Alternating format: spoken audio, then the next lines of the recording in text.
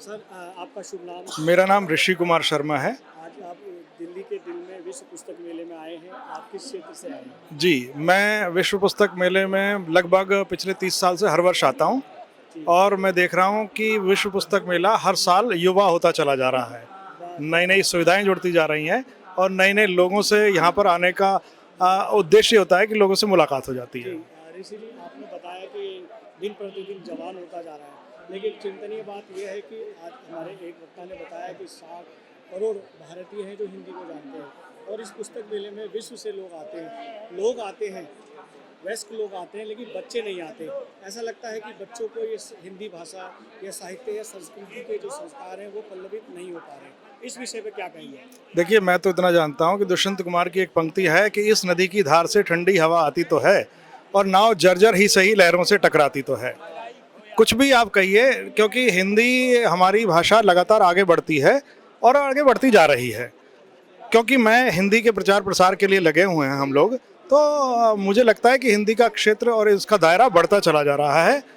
रही बात आपने कहा बच्चों की, तो बच्चे इसलिए नहीं जुड़ पा रहे हैं क्योंकि उनके माता पिता को ये लगता है कि भी अंग्रेज़ी में काम करना, अंग्रेज़ी में काम सीखना, अंग्रेज़ी इनको आना जिससे कि इनको रोज़गार मिलेगा, इसलिए वो अंग्रेज़ी की तरफ उन्मुख हो जाते हैं और फिर हिंदी की तरफ वो बड़ी मुश्किल से आ पाते हैं। परंतु हिंदी केवल एक भाषा नहीं है, हिंदी एक संस्कृति है, हिंदी एक देश है, हिंदी एक समाज है, जिसके कारण देश और समाज बनता है।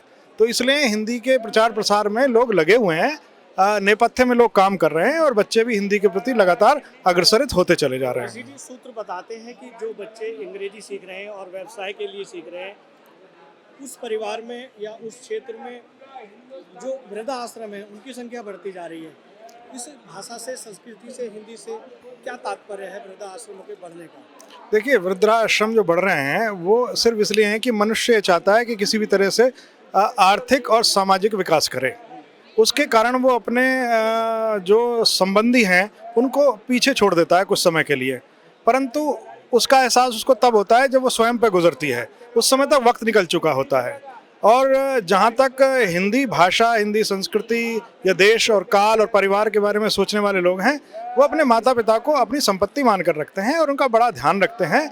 और कोई भी भाषा हो, वो ये नहीं सिखाती कि हमें अपने माता पिता से डिटैच होकर रहना चाहिए, अलग होकर रहना चाहिए।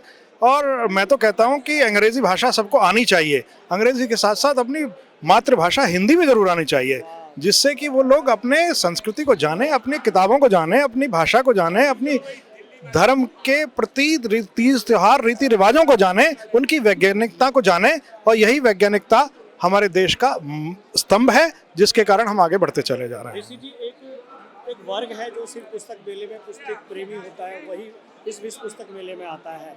जो वर्ग नहीं आता है उसको क्या कहना चाहेंगे कि वो भी आके सम्मिलित हो, संस्कारों से पल्लवित हो? देखिए, कोई भी पुस्तक ऐसी नहीं है जो हमें गलत शिक्षा देती है, इसलिए हर व्यक्ति को पुस्तकों के इस कुंभ में आना चाहिए, इस मेले में आना चाहिए, जिससे कि पुस्तकों के अंदर क्या है वो इसको देख सकें।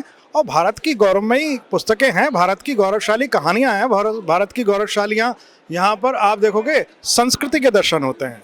तो उनको आना चाहिए और उनको लाने के लिए माता पिता का बहुत बड़ा योगदान है, स्कूल के शिक्षकों का योगदान है, विद्यालयों का योगदान है और विश्वविद्यालयों का योगदान है। यदि सारे लोग वहाँ करेंगे, लेकिन आप चिंता ना करें, बहुत जल्दी ये चीज़ें हमारे विश्वविद्यालय, स्कूलों में और संस्थाओं में आने वाली हैं। मैं इस बयार को देख रहा हूँ, बहुत जल्दी ये आएगी।